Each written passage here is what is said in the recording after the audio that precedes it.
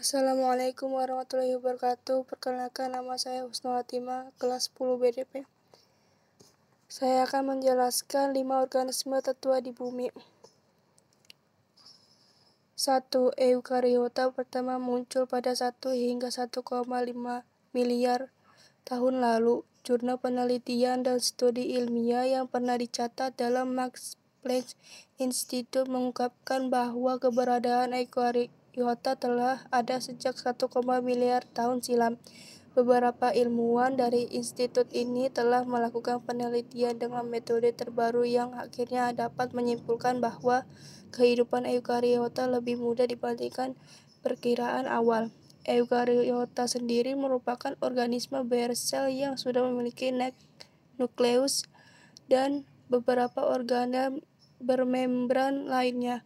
Organisme ini sudah dianggap kompleks karena dapat berkembang dan berevolusi sehingga menciptakan babak baru dalam kehidupan biologis berikutnya. Salah satu yang termasuk dalam famili eukariota adalah amuba, sedangkan bakteri masuk pada kelompok prokariota. Sampai dengan saat ini, menurut sains biomolekuler, eukariota purba dianggap sebagai nenek moyang dari semua kehidupan biologis kompleks atau tanaman, hewan, dan manusia yang ada di bumi. 2. Luka atau less universal common ancestor ada 4 miliar tahun lalu. Pertanyaan terbesar yang juga dipelajari oleh banyak ilmuwan biologi adalah sejarah tentang kemunculan eukariota dan prokariota. Para ilmuwan dan ahli biomolekuler percaya bahwa sebelum kemunculan eukariota dan prokariota terdapat kemunculan awal yang dinamakan luka atau less universal common ancestor, seperti ditulis dalam laman NASA. Luka dikategorikan sebagai mikroba purba yang ada pada 4 miliar tahun lalu, di mana rentang waktu tersebut tidak jauh dari masa-masa pembentukan awal bumi sekitar 4,6 miliar tahun silam.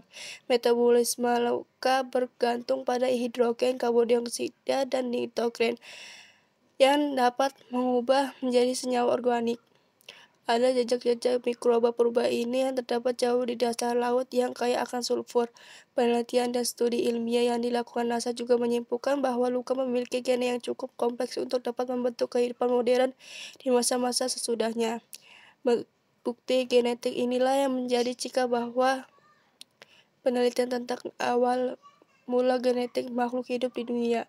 3. Archaea yang ada pada 2 miliar tahun lalu. Lanjutkan membaca artikel 10 hewan yang 5 kebiasaan buruk pagi hari banyak orang berbasis ilmiah. Archaea atau Archaea merupakan kelompok atau famili mikroorganisme bersel tunggal.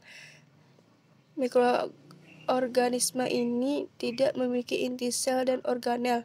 Secara tegas, Archaea memang terpisah dari jenis Eukariota. Laman Sains Fosil Museum mencatat bahwa jejak dalam fosil Archaea diperkirakan berusia 2 hingga 2,7 miliar tahun lalu. Ada sebuah teori yang saat ini masih menjadi perdebatan di mana teori tersebut menyatakan bahwa Eukariota adalah hasil evolusi dari Archaea.